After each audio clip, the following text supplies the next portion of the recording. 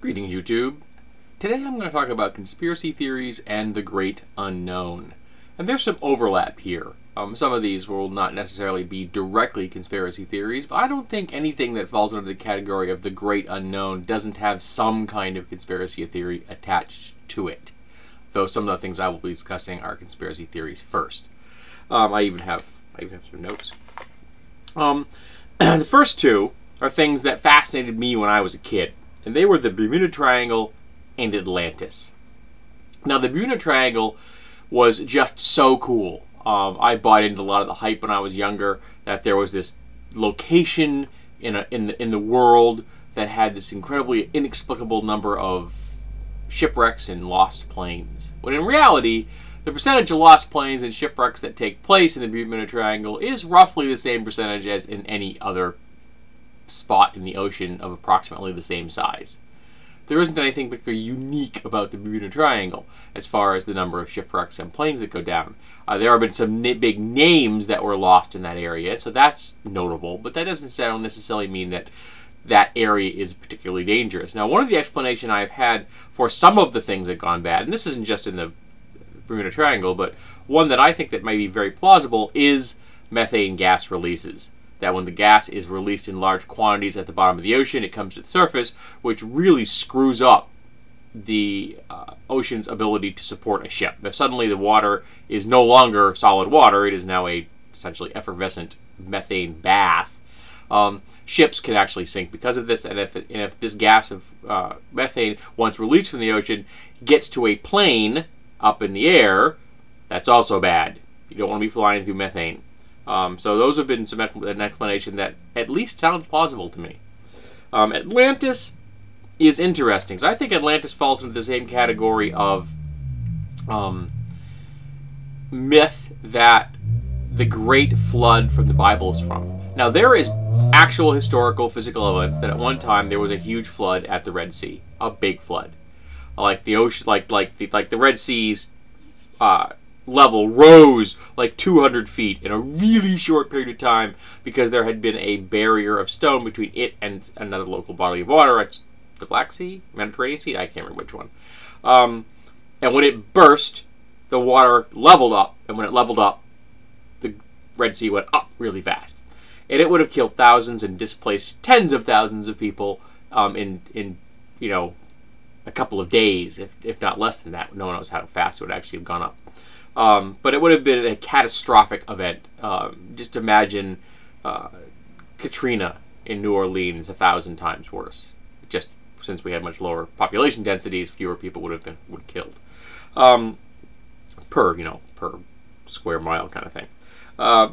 And all those people being dispersed, each would have told the story of this great flood, which would have been told to their children or grandchildren, and their grandchildren would have told to their children and grandchildren. You get the point.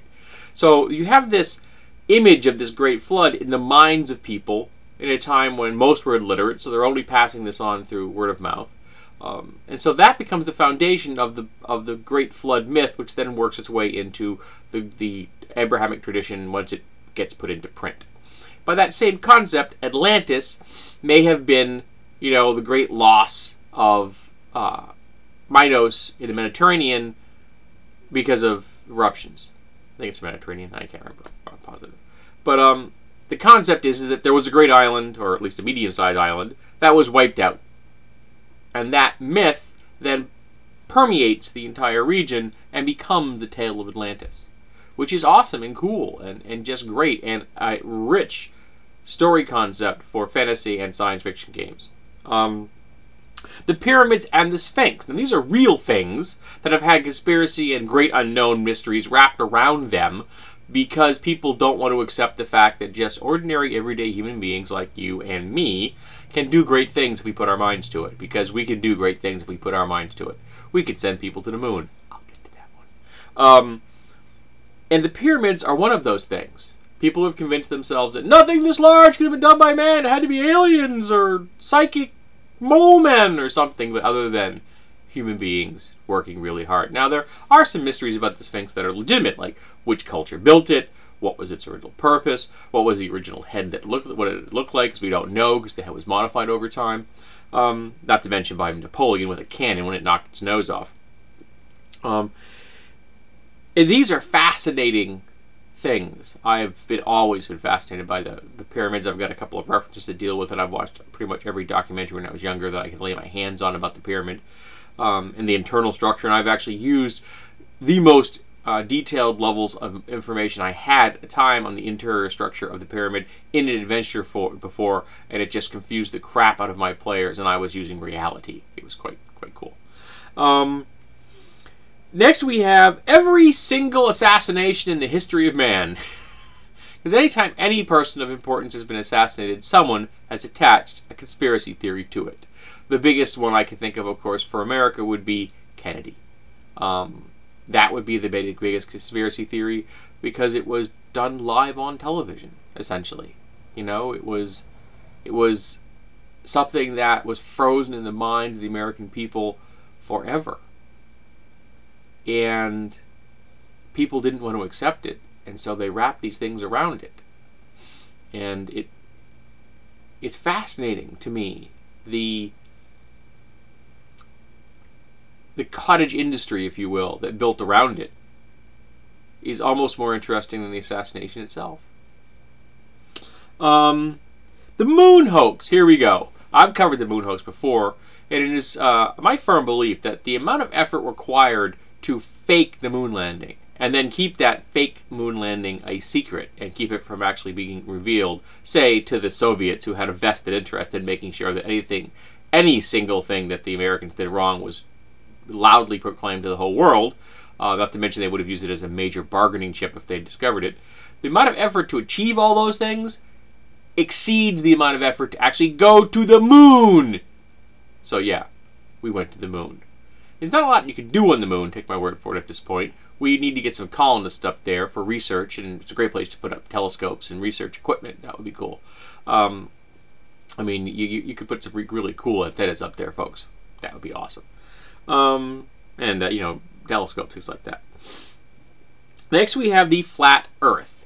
Now, I've covered the flat Earth before, and I've heard a lot of people say that the flat Earth society is really about people who are contrarians, who just want to throw things in the face of the norm, who want to say, no, this is what's going on.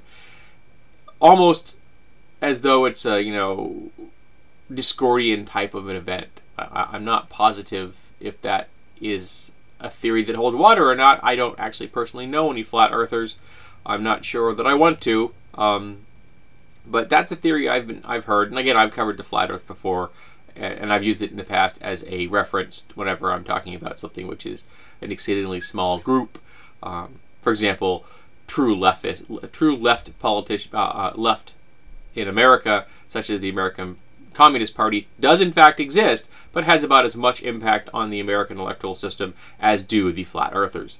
But my favorite now, and this is one I don't have great amounts of detail on it, I'll admit I haven't done research deep in this, but it's my favorite because of the audacity.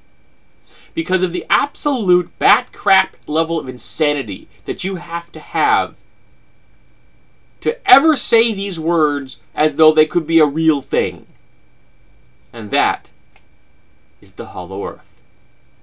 The Hollow Earth is the absolutely craziest, nuttiest, wildest, most wonderful conspiracy theory / great unknown that I know of. It's just marvelous that the Earth is hollow, that there's a sun in the middle, that the inside is actually covered with life, and there's societies in there, and that there's an entrance, or at least one entrance, at the Antarctic and at the Arctic.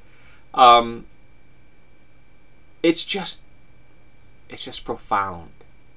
And there, of course, there was a D&D setting based on the Hollow Earth, though it was a Hollow Earth on a fantasy world, but it was still a Hollow Earth. And there is the Hollow Earth role-playing game itself, which I've never actually completely read. I've got a copy somewhere, I think. But it's beautiful. It really is. So, I'm asking my viewers today, what is your favorite conspiracy theory or great unknown mystery or whatever it is that falls into both categories?